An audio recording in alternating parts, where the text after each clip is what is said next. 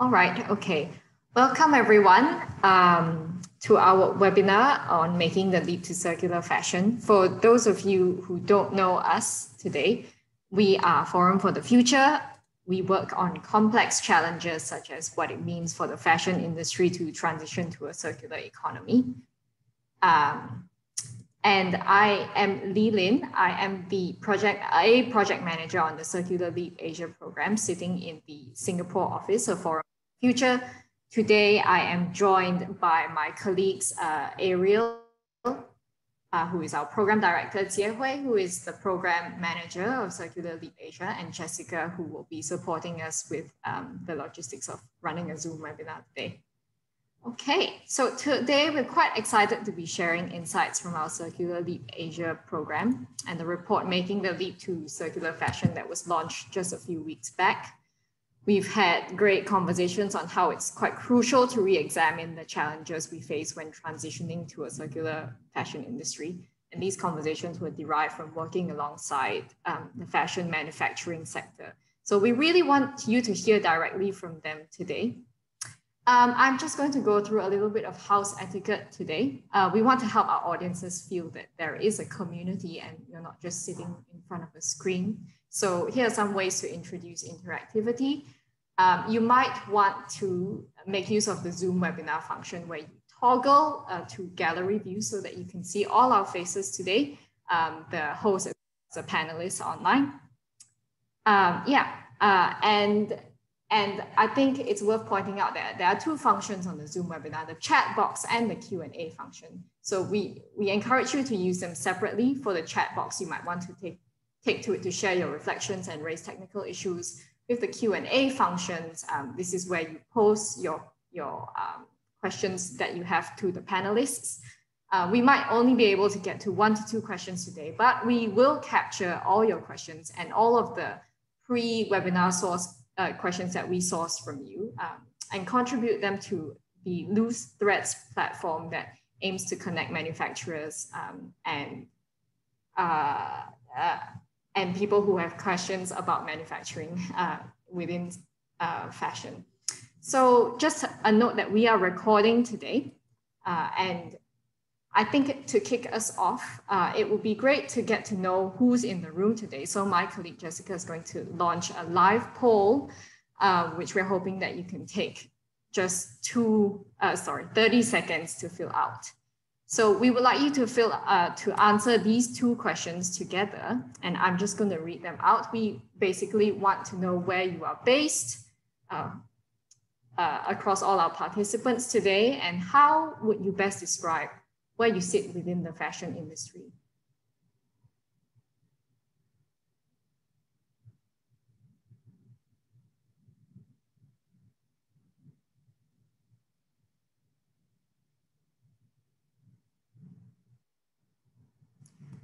Okay, I think we can share our poll results right now. So just taking a look at, hopefully you can see the poll results on your screen. We have quite a heavy representation from Southeast Asia, but also Europe, which was what we expected. And for question 2, surprisingly, quite a good spread. There's a lot of research institutes and academic institutions. It's great to have such a broad range to online with us today. This is quite important to us as our work emphasizes the need for an enabling ecosystem that is inclusive. So really welcome everyone to our conversation today. I am just going to stop sharing the poll results and move on. So for today's session, Forum will briefly frame our session with insights from the report that I just mentioned before we move on to a moderated panel discussion with our partners on the CLA program, who will be introduced in quite a bit. And I think to wrap up, we would just like to let you know how you might be able to get involved going forward with Forum's Circular Leap Asia program. Right, so with that, I am just going to hand the time over to my colleague Jie Hui, who can take you through some of the more interesting insights of our report. Thank you, Leland. Okay. I have the fun job of summarizing a 40-page report in 10 minutes. All right, but before this webinar, when we sent out a reminder, we had kind of invited you to submit some questions in a pre-webinar survey. We also asked this question, how well do you understand manufacturers' perspective on circular fashion? And I guess now having seen the results of the quick poll just now in terms of where people are based and where within the fashion ecosystem you are, we have representatives from. I guess I'm less surprised now that there was a good kind of spread where understanding the manufacturer was perspective was actually quite high. Because the reason we asked this question was because when we begin to design this program towards the end of 2017, I would say that Forum for the Future, having spent more than a decade working in the sustainable fashion space on the global stage, I wouldn't have said that me and my colleagues across our offices in Singapore, London, New York, and Mumbai, I don't think that was actually a very high level of understanding of manufacturers' perspective on circular fashion. We ourselves started getting much more into that space when our offices in Singapore and Mumbai were opened, and we started working more directly with manufacturers, some of whom you will get to hear from today directly. So that was the premise, right? We felt that actually this perspective was missing from the global conversation around circular fashion, and that got us started on this journey. Next slide, please, Neiman.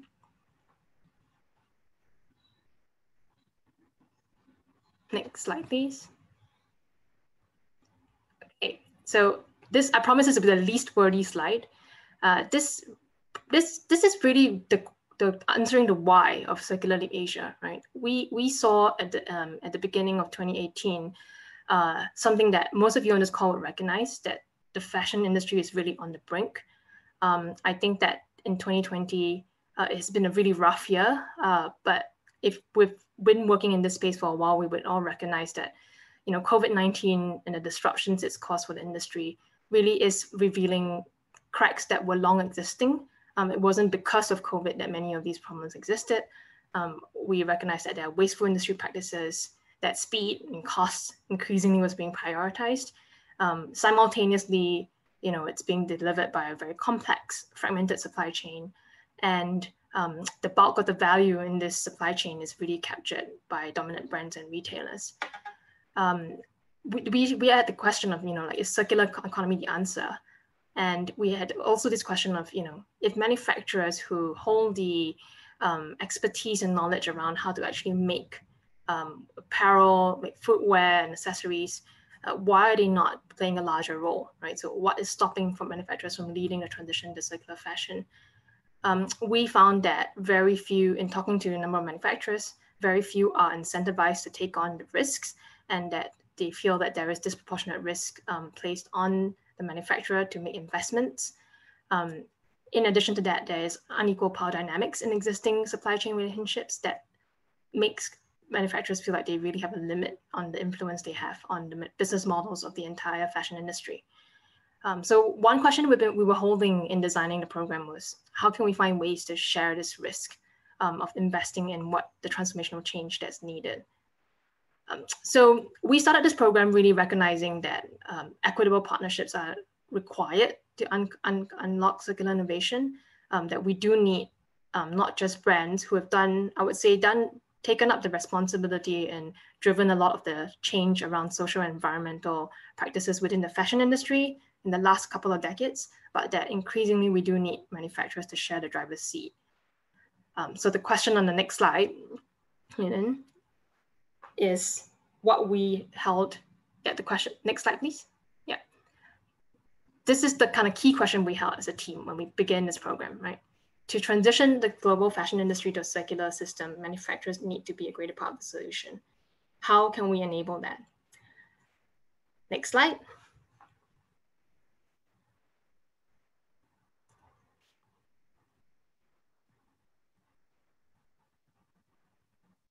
So the Circular Leap Asia program, we designed it as an innovation program with manufacturers as the primary audience.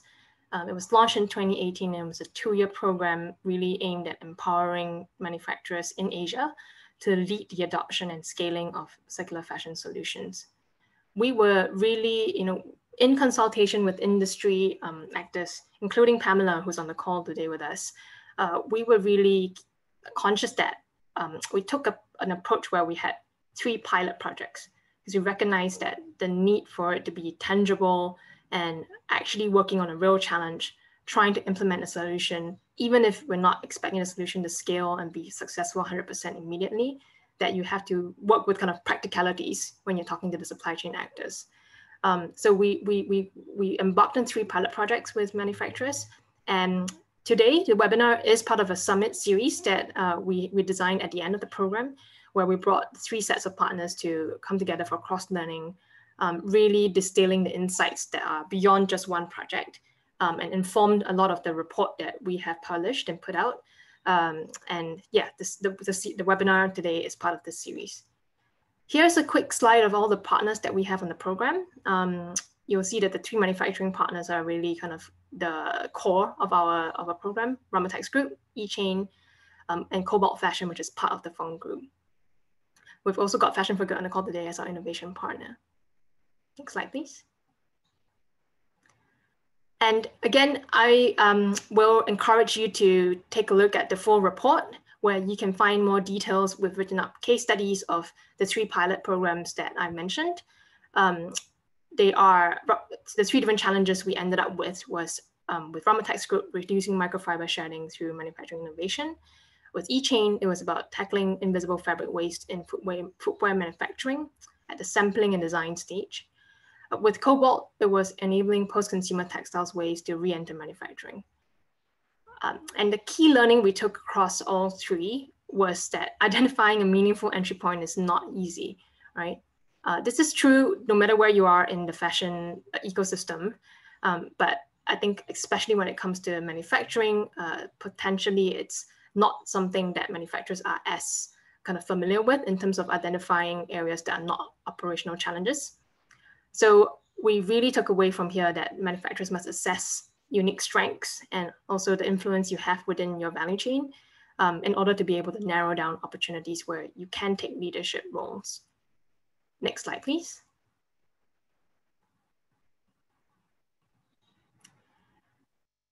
Again, not going to kind of spend too much time on this. We did keep getting this recurring question over the 2 years we ran the program, which is what is considered circular fashion solutions for manufacturers, right? And then at the top, I've got like the most common one. Is it just about increasing recycled content? Within the report we published, we have put down preliminary set of 5 sets of actions.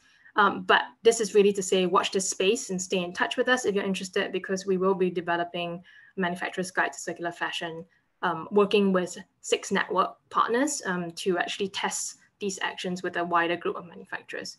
So kind of a holding note, watch this space, please. Next slide, please.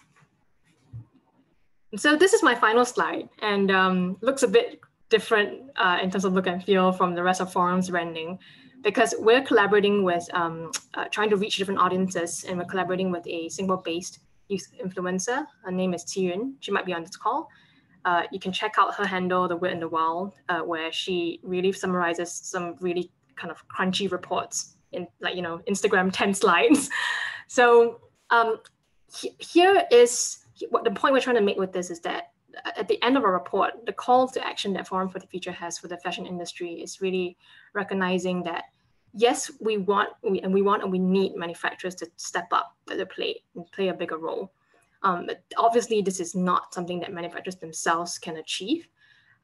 We put together kind of a set of actions that we think these different stakeholder groups, brands and retailers, manufacturers themselves, research and innovation ecosystems can take to really be investing in trusted value networks, as well as the enablers that you see at the little kind of frog-like creatures around the edges. And I think the message that we've heard loud and clear is that, yes, there needs to be alignment and interests across different stakeholders. Yes, there needs to be recognition of complementary skill sets and networks. But also, this is the holy grail, right? Like that it really does take trust and social capital that's been built up within partners over time. And so I think our message really is, with the actions that we recommended in our report, it really was about how can you begin to build those trusted relationships now, not expecting immediately to roll out solutions tomorrow, but that we are in a crisis and we want to emerge out of this with a more sustainable and circular fashion industry than the actions that we can be taking now to begin that. So really, this is a bit of a pitch to go and read the full report. And I'm going to hand over the time to Ariel, because on the next slide, we get to, you can read the report in the comfort of your own home, as we all have to these days. But on this webinar, we have the opportunity to hear from some of our partners directly. And so Ariel, I'll hand over the time to you to introduce our panelists. Thank you very much, and welcome everybody to today's panel. It's great to see some of you introducing yourselves and talking about the experience you've got, and it gives us a sense of where you are on this journey and what might be interesting to you. So please do continue to do so. One of the things I love about my job is the people that I get to meet who work on very hard challenges. And today I feel really lucky to have these three people with us. Really lucky to have them all together at the same time. And I'm hoping that I can create the conditions where they start talking to each other and challenging each other a little bit. We're joined by Martin Su from eChain. You can wave hello, and then I'll ask the first question, Martin. Pamela Marr from Fung Group, also representing Cobalt Fashion today, and then Priyanka Khanna from Fashion for Good. So welcome all. And I think the first question I'm going to ask is actually ask you, what are those systemic challenges that you feel as manufacturers? What are the systemic challenges that you feel like we face when we begin to ask this question? How could we create a future where manufacturers are becoming a driving agent in terms of the transition to circular economy? And Pamela, I'm going to start with you actually. Systemic challenges. Okay, so if we go back to how the fashion industry has developed, I think it's no surprise that manufacturers don't find it easy to bring forth innovations of their own, despite the fact that they have every capability and probably a lot of innovative juices. The fact is that the customer, the idea that the customer is always right, means that the dynamics in the supply chain are such that the suppliers do what the customers want, because that's the one paying the bills. And the customers have only recently been speaking very forthrightly on sustainability. And even though their rhetoric has changed, there are still, I would guess the majority of the buyers are still choosing suppliers and designing their supply chain for really fundamental issues like cost, quality, speed now is a bit more important, and also flexibility, the ability to do things in very small quantities. And once in a while, they may engage a supplier on sustainability, but more often what we see is that they take their existing batch of suppliers and say, okay, now please add sustainability, and please show me what you can do on sustainability. But for a new supplier to evidence themselves and to credential themselves as a sustainable manufacturer is still quite difficult.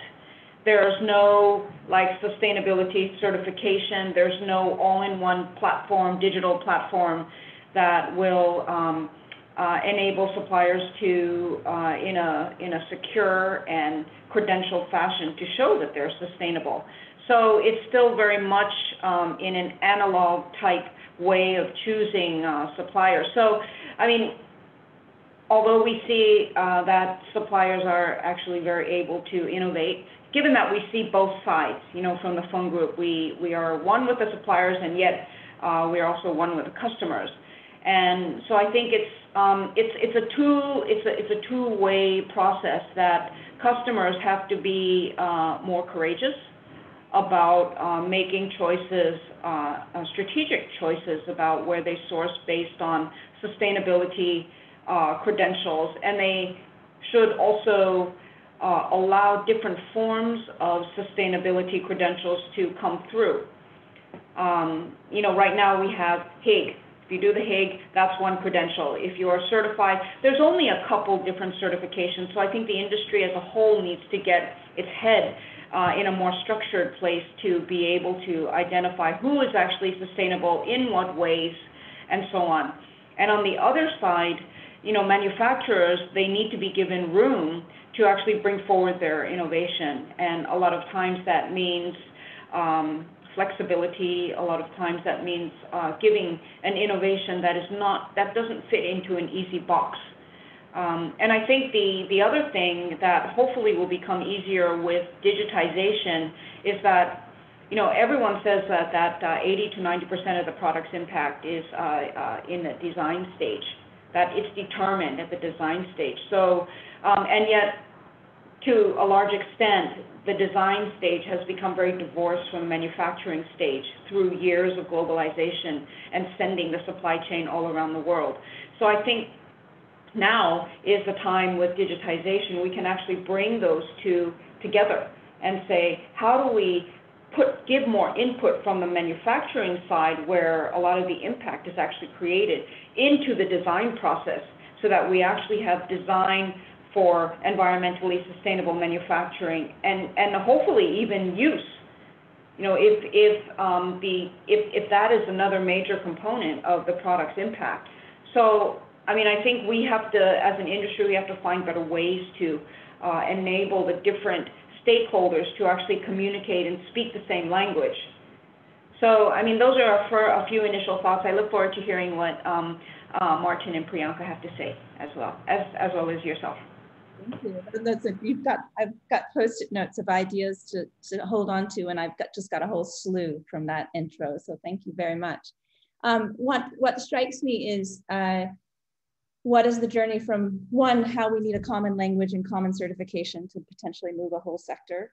Two, what is the journey from compliance-driven certification actually to building the capacity for innovation?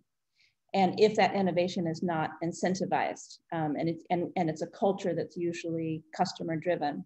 And Priyanka, your role, and I'm going to ask you just to introduce Fashion for Good with a few sentences to your pitch. For those on the call that may not know Fashion for Good, you're at that point where looking to engage manufacturers from not just being compliance-driven, but actually how do we begin to innovate these new types of solutions, potentially modeling some of what Pamela talked about in terms of engaging at the design phase. I wonder if we could hear your thoughts on what are the challenges or opportunities there. Absolutely. Thank you, Ariel. I'll quickly talk about Fashion for Good, maybe in 2 lines. So we're actually an innovation platform which was started in 2017 with the goal of greening the supply chain that is driving circularity in the fashion industry. And very recently, we've launched ourselves in South Asia as well. The medium we choose is we work with a lot of innovations. We discover innovations and technologies that have the potential to disrupt the fashion industry. And then we work with brands and manufacturers and helping them adopt these innovations. So there's a lot more to it, but I'll stick to this much for now and focus on the question. In terms of your questions around what are the challenges and particularly systemic challenges that we observe now, that in the last year and a half, we've been working very closely with manufacturers. I normally bucket this into 3 things, and it sort of echoes a lot of what Pamela says. Number one, challenge of between manufacturers, that is between the supply chain and the brands, there seems to be more of a buyer-seller relationship, because that's kind of the industry norm right now. And to create any kind of difference or change in the industry, there needs to be a little more collaboration here. And while we know that manufacturers and brands work together all the time, but there is no real partnership when it comes to designing as one aspect, designing for circularity. What are the kind of materials being used? Anything that's been happening is because brands, mainly sitting on in the West, are changing. The governments are giving push towards circularity, and they are creating all these changes, but that changes then filter down to the manufacturers, which is their push to create the change. Whereas what we're not noticing now is an upward push. That is the upstream players pushing back and saying, here are the new technologies and here are the new innovations which can create circularity in the supply chain. And that is less because of various challenges. I think there are challenges around just awareness, particularly in this region, which we are starting to notice a lot more. There are a lot of pioneering manufacturers like the ones we have online who are trying to make this push now, but then there is a huge range of manufacturing which is not talking about sustainability or circularity just yet. And I think some of the challenges are definitely benchmarking, wherein because this is a space for innovation, unlike a lot of certifications that exist, not a lot of benchmark has been created around the new stuff that's happening. So until that happens, we still need leaders to actually push upwards and say, here are the new changes that are happening. And then I think another enabler here or challenge is also around policy and how aware and how much push the governments are doing, because especially in the West, we see a lot of policy around circularity, but we don't see that much yet in this region. And I think that also becomes one of the challenges for manufacturers not to be constantly pushing for upwards for this. Thank you, Priyanka. Martin, I'm going to go to you next. But before I ask you a question, is there anything that you've heard from from your fellow other two speakers that you wanted to respond to, that you're like, because I've seen you lean forward a few times. So is there anything you wanted to respond to that they raised? Well, I mean, I think the whole idea of the current structure and the norm is basically going to be my first answer to the question as well. And I kind of summarize it to a very simple word, mindset. I call it mindset as a challenge because of this long history and structure of the relationship between the buyer or the brands and the supplier. That creates a mindset of we are just here to provide the goods, we have the order, we deliver, we earn money, done deal. We don't need to do anything extra, anything more, it's just trouble, takes more time, and it may not even bring us more order. So why bother? So I think that's the part I really echo the first two speakers. That's talking about the current structure, the norm, and I call it mindset. It's all the same thing. That kind of put us into the sit that, okay, we can just live as is, we do as we is.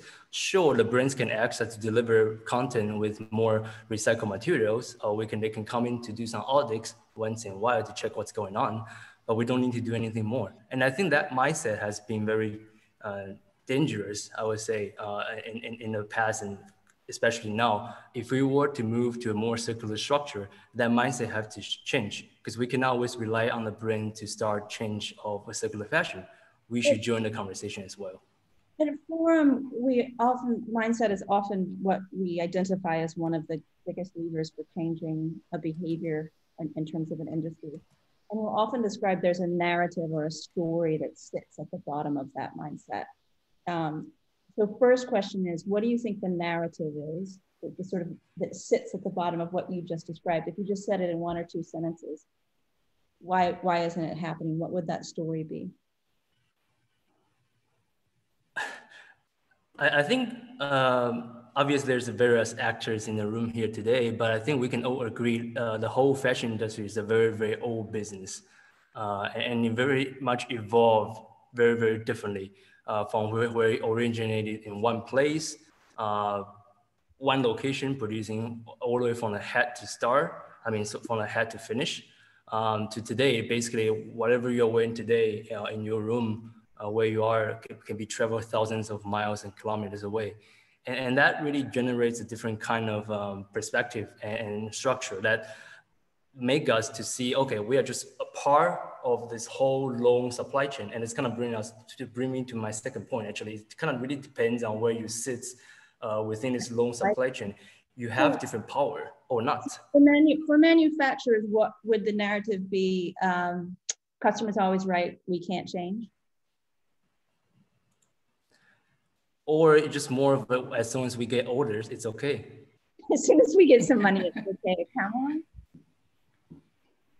I think it's that the apparel industry traditionally has had very low barriers to entry. So it means that there are a lot of suppliers and that we are all replaceable. And so if the brand can't get what they want in terms of cost, quality, speed, location, spec, whatever, they just swap in and out of their supply chain. And that's why many brands also have high turnover of their suppliers. And so, and especially now that the conditions for suppliers are rising, particularly in terms of sustainability, in terms of labor practices, even in terms of local environmental regulations and so on. So they need more capital, and that weeds out further, suppliers. And so it's very, we found suppliers are pretty financially precarious, especially if they are small and medium-sized enterprises. They don't have a lot of reserves.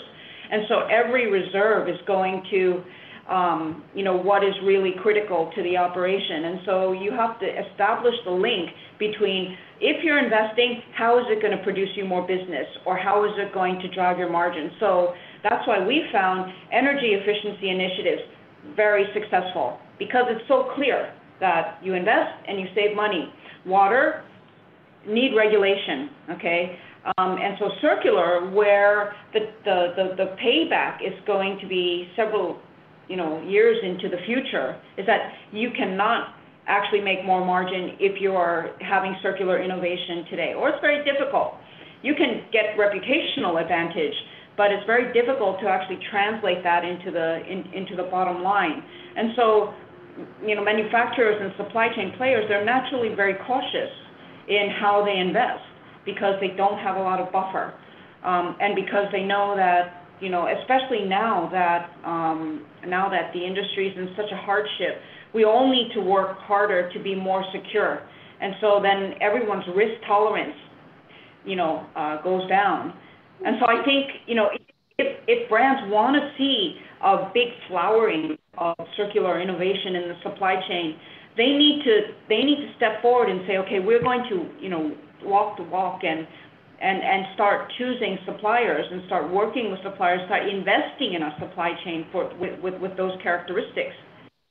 That reminds me of, actually, we do work in the palm sector as well, which has a lot of supply chain issues. And I remember speaking to a trader, and the trader, he worked for a makeup company, and he said, I now guarantee my supplier base because I know that they are sustainable, and I will always work with that supplier, and I'm building a long-time relationship.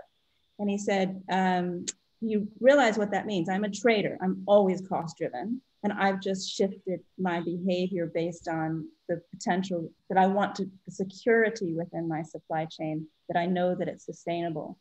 So if we were to have a future where we were building supply chains that for apparel manufacturing, what else, in order to make that true, and Pamela, you began to say it, I think, in terms of saying, if we want to have this type of transformation, these are the conditions that would need to be in place, that brands were holding that relationship and investing in that relationship in the same way that we've seen within the palm oil sector.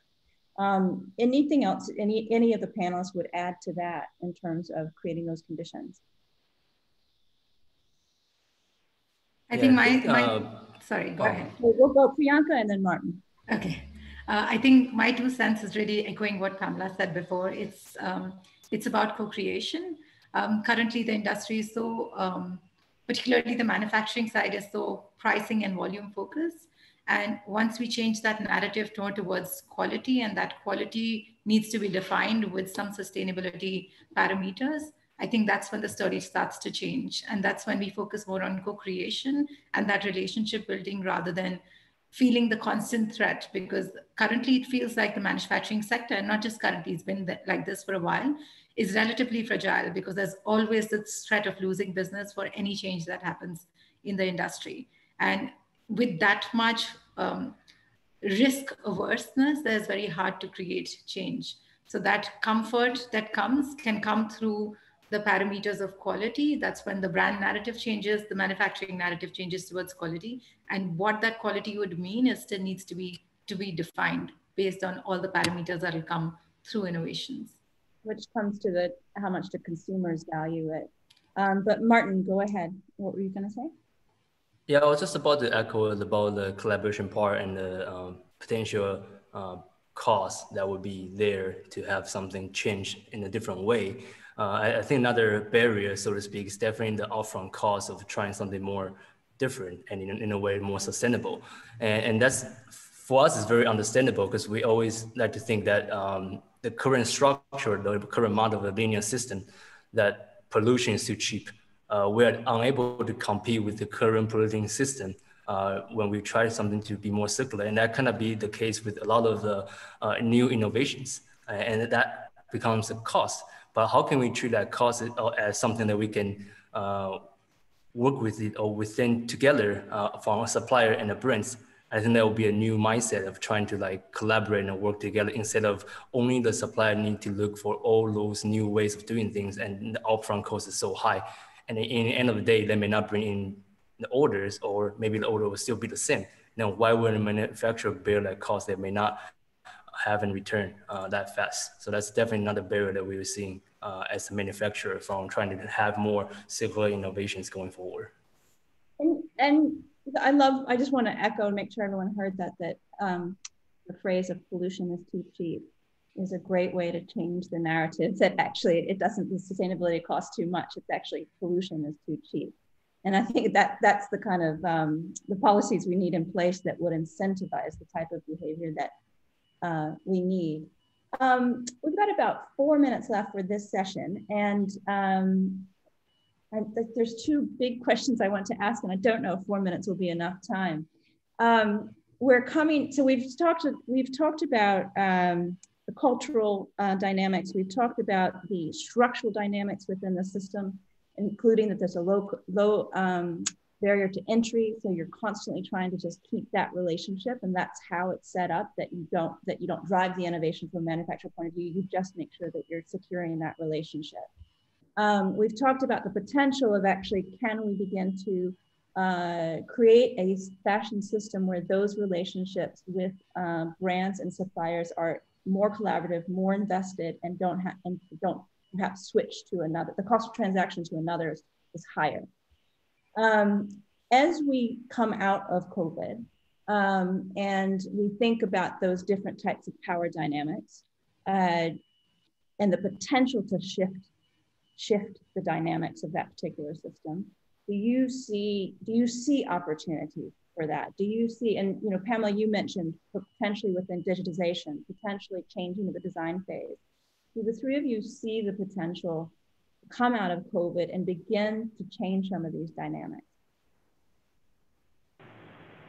I think the main difference in COVID is not necessarily in the power balance, but the fact that everyone is so much more focused on ensuring that the brands can demonstrate their commitments to sustainability and to good ethics. There's really a questioning amongst brands from the part of consumers that, what do you stand for? Are your sustainability pledges real?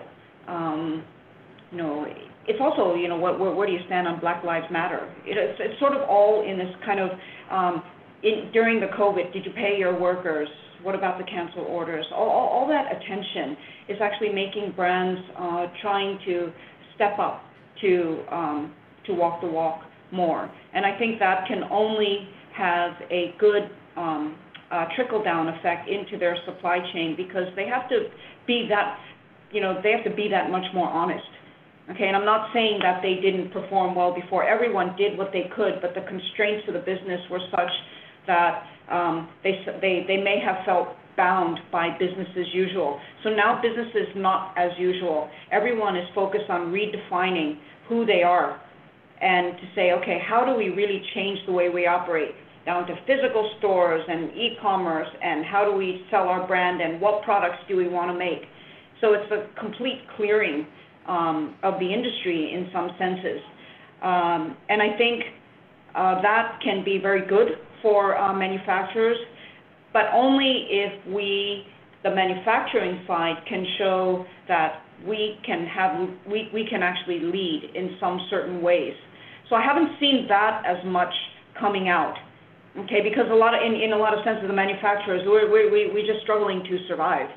But out of this kind of shifting of the grounds, there are manufacturers which will survive and which will come out stronger. And those who have a head start on sustainability will already be in a good position to show their credentials. So now it's again the time, engage your brand, engage your buyer on sustainability, and show what you can do. And I think, you know, brands they're at the point where they're looking for ideas from a lot of places because they recognize the past model won't actually carry them out of the crisis. Yeah, excellent. Martin, talking about that potential of manufacturers actually having more of a collective voice, I wonder how you would weigh in on this post-COVID context and a more joined up manufacturer response potentially.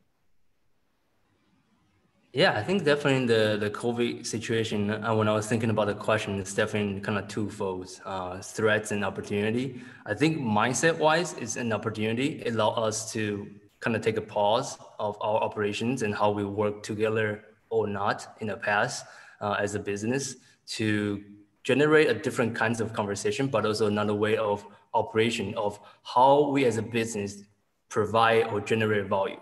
Like how can we survive as a business? Are we always can only based on how much we produce as a company, or are there other ways that we can provide benefits to the partners that we work with, or like you just mentioned, other manufacturer, or just simply to our employees? So that's definitely, I think, an opportunity for us during this time to think more internally of how we are as a business and as a manufacturer, what we can do potentially differently going forward and still function as a company, not always rely on producing more and more and more.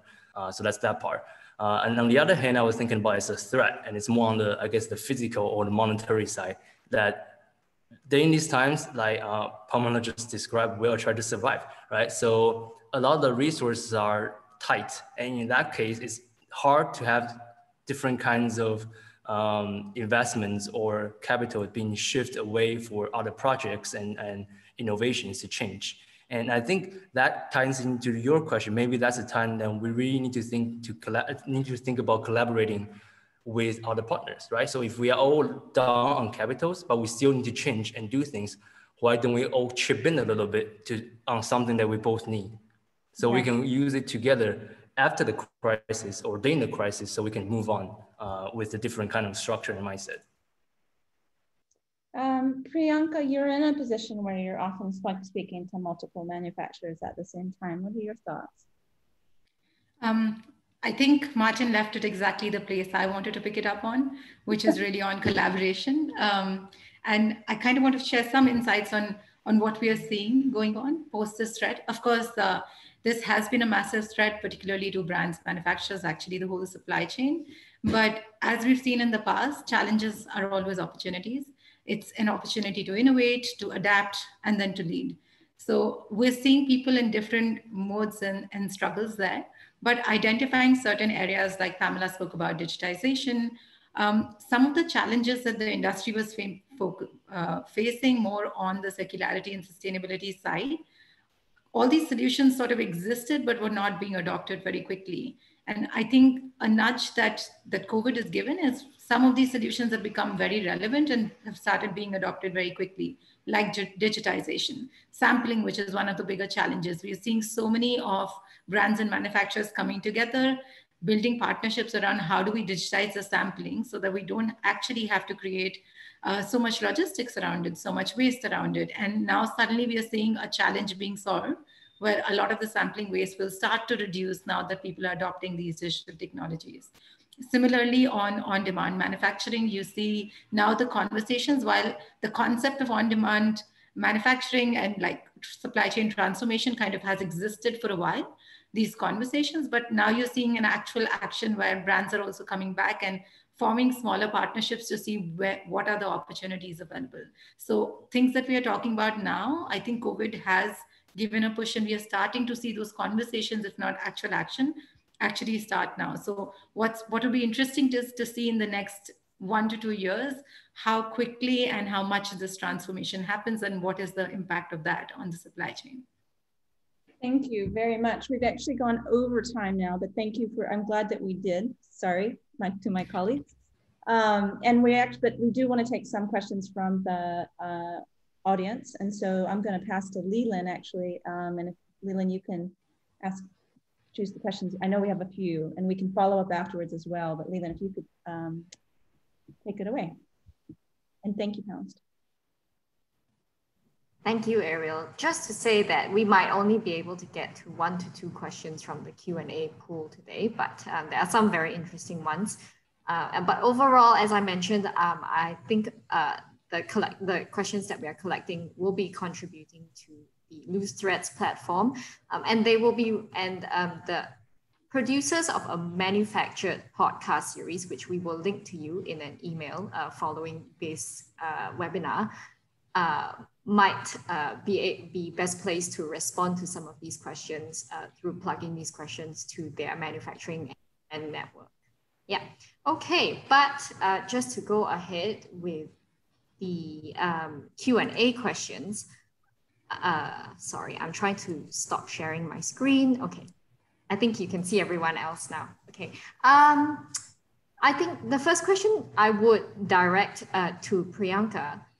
I know we were talking about off the back of COVID, brands might have an incentive to kind of experiment a little bit more and try out new things. So pre-COVID, it was the case that big brands were investing in startups, you know, circular startups such as Worn Again, as mentioned by one of our audience members.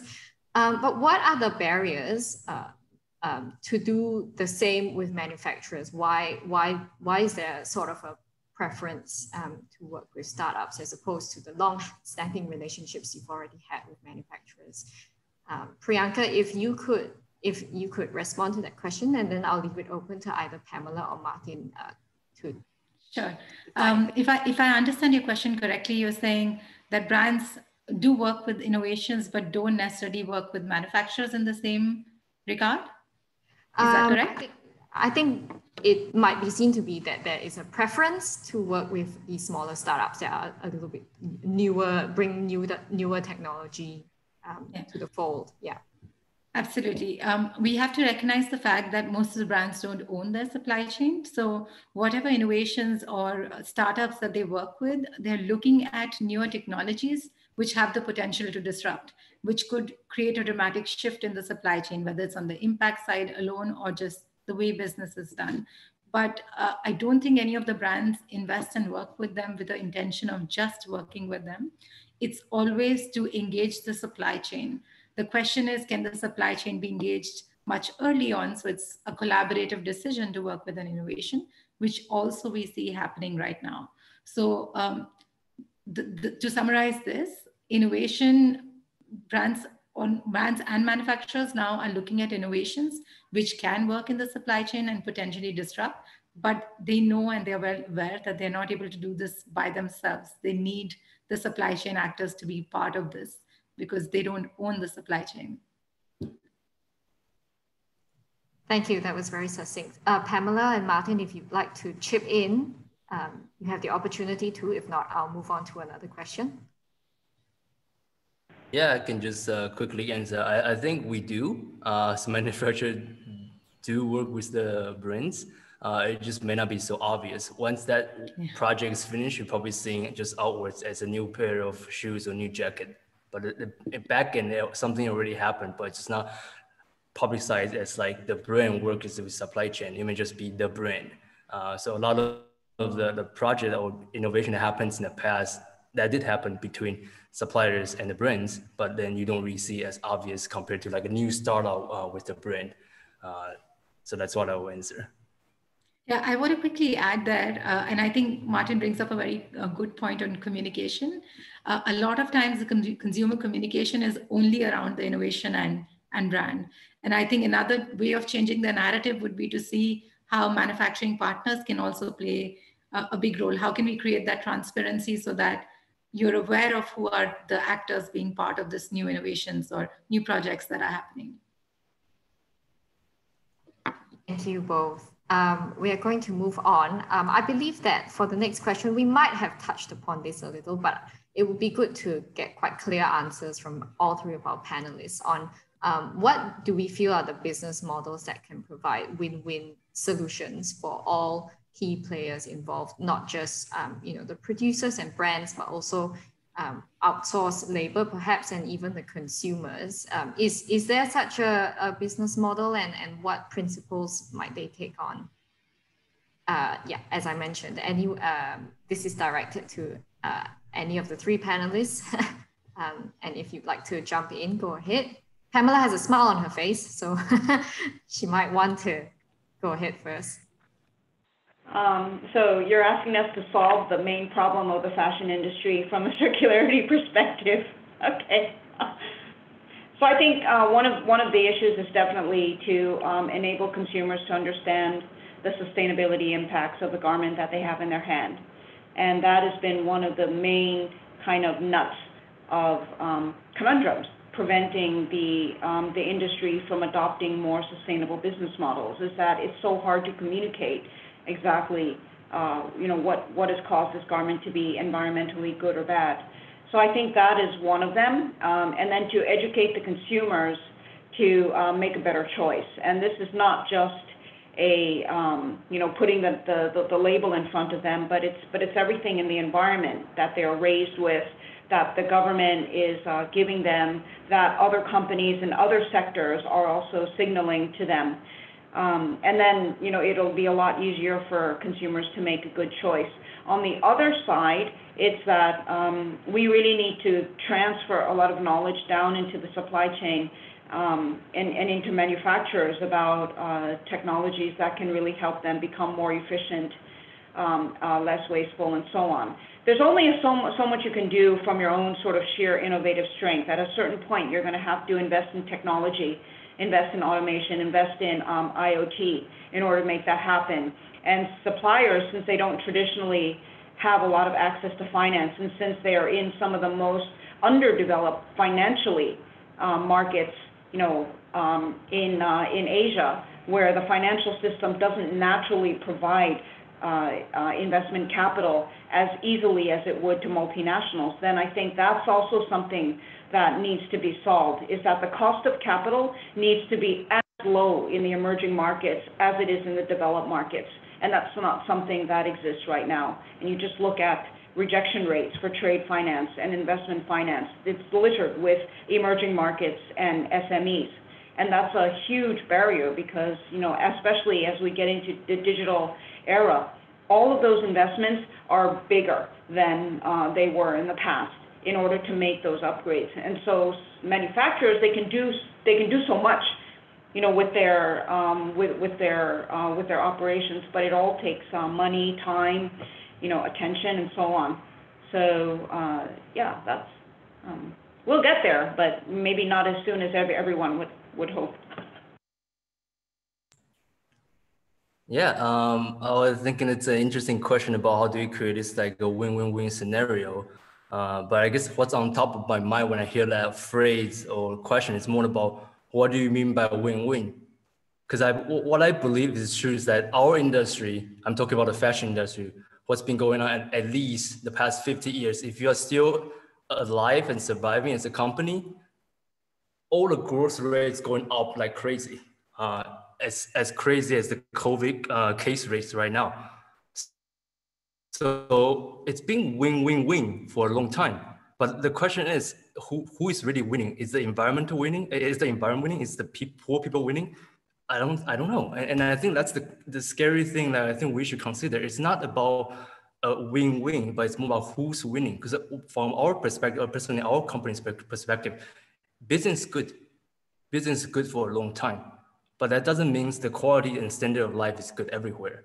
And I think that's when we start to step into this project with what we're talking about today, with the transformation to a circular system that can really change the way we see value and benefit as a company, as an industry, to generate real win-win. And I think that's, for me, that's what I would like to respond to for this question. Thank you. I'm going to jump this for a moment. Sorry, Martin, what you're talking about is how do we get out of a paradigm that's growth for growth's sake, just continue growing, and that actually, what's the impact of that?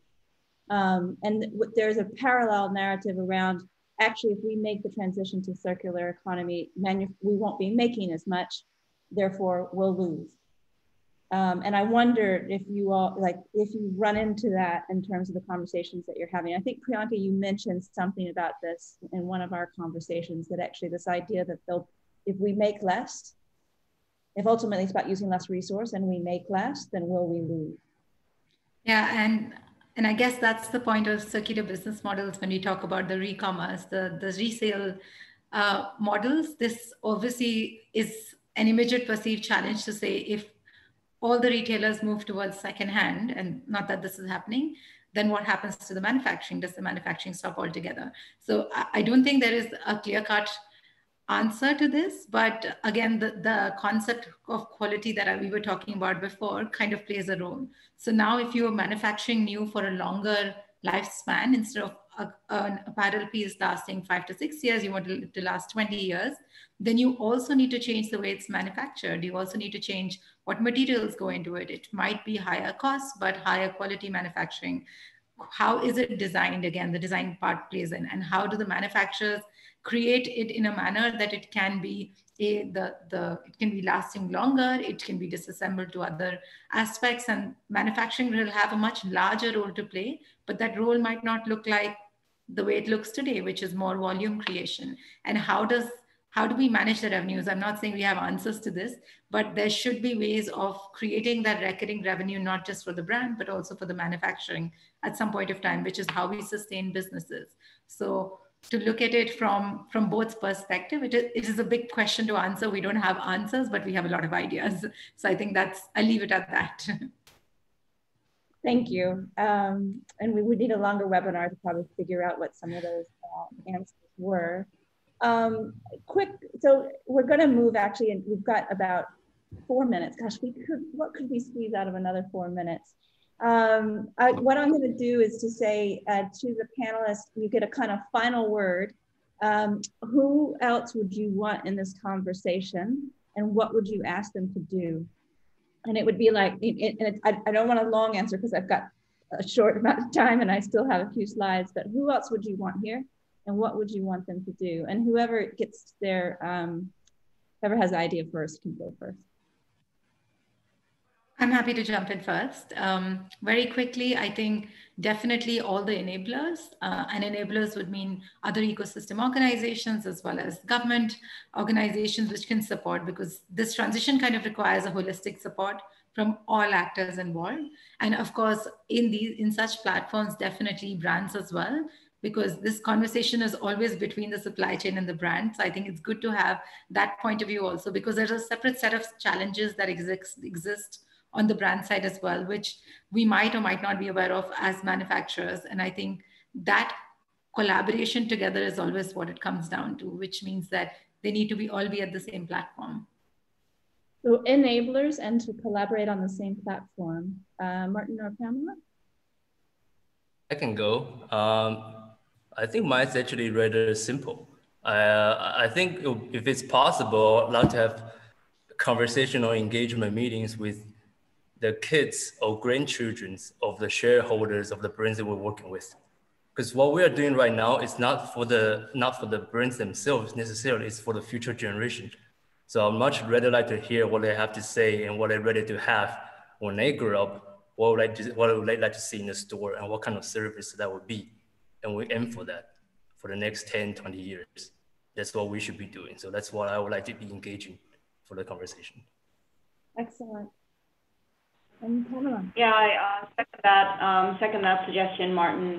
The other party who I think needs to be brought into this is, especially if we want to make circular economy a reality, is the government, because trade laws, shipping waste across borders, cost accounting for future environmental losses, none of that actually exists. And, the trade laws aren't set up for circular supply chains. Ariel, you mentioned jobs. How many jobs can we support with the current production structure? Actually, we just need to repartition. Right now, there's a lot of jobs in production and almost none in recycling and take back. And so, if we're going to say we need to keep growing because we need to create jobs so that countries can get out of poverty, then all we need to do is actually repartition where we're spending time and creating value. Those values do exist with the circular economy. But we need to figure out where are the jobs, where are the values, and how do we get the people and the knowledge to the right place so that actually that circle can actually be activated. And that is largely, it's a government, you know, it's a government thing. They have all the resources, they have all the ability to create the market where they want to see it. And I think there's a lot that they can do. And so we want to ask them, why aren't you actually taking action, right? Why does it take so long to realize that the problem is today and we need things changed today? We're not going to wait, you know, for it to go up and down the bureaucracy a few hundred times. So that sounds rather irate, but actually I think government as a market maker has so much that it can contribute to this positively, not just looking at how they're gonna like regulate us to the hilt. So yeah, it's a great conversation. We definitely need another several hours. Well, thank you everyone. And it makes me think that rather than talking about innovation, we need to talk about activism almost, or an activate kind of principle in terms of how we enable this type of transition in the amount of time that we have. Thank you to our panelists. A round of applause from, I'm sure, that everyone that is here. Please send your accolades through the chat. Just for everyone's education, what we're doing next with Circular Leap Asia, which speaks on some of the things we talked about, because we do want to take it forward, because we feel like we've just gotten this door open and then it's revealing this incredible opportunity. And we've got these relationships and this ecosystem that's beginning to emerge. So one, we want to do a futures element piece, reimagining the fashion supply chain for the future, potentially asking those future grandchildren what they want to see for the future with brands and manufacturers. We want to actually develop a manufacturer's guide with manufacturers that begins to say, where are you on that journey? And we're going to, all of these will be through partnership. Where are you on that journey from beginner, compliance to leader to pioneer, and what are the tools available to you? How can we connect you to those enablers and ecosystem players? And then finally, we want to do work that, what does it mean for the role of banks in terms of financing this transition to circular fashion? And looking at the opportunity is, how is circularity one of the green finance? Supports green finance initiatives within banks. Just because there was a strong message on policy, we'll get the policy piece in. I think that that futures piece, because I think that will come out in terms of what we need to do in terms of policy. So thank you everyone for your participation, and I've really enjoyed this. And I'll pass back to Leland and we'll close the webinar. Thank you. A few points on how the audience can engage with what Forum is going to do going forward. I think at this point in time, if you're still with us in the chat box, we're going to provide a link how you can indicate interest in for the three focus areas that Ariel just mentioned. Either that, or you could try to get in touch with us directly with Ariel.